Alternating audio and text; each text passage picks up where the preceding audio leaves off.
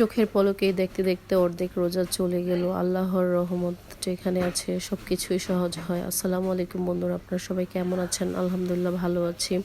আজকে হচ্ছে ভুনা খিচুড়ি রান্না করব, তার জন্য পোলার চাল আর ডাউল একসাথে নিয়েছি, আর মুগ ডালটা একটু ভেজে নিব তাই আলাদা নিয়েছি।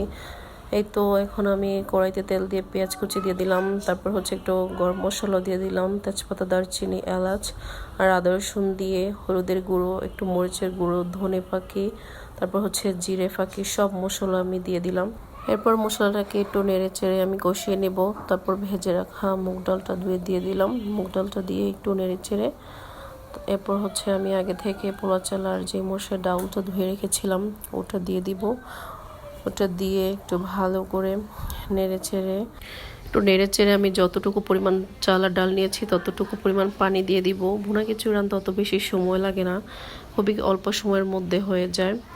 এই তো দেখুন, এরপর আমি পানি দিয়ে দিচ্ছি। পানি দিয়ে পানিটা যখন বলক এসে গেছে তখন আমি কাঁচা মরিচ দিয়ে নামিয়ে নেব। এই তো আমার ভুনা খিচুড়ি রেডি হয়ে গেল। আল্লাহ হাফেজ।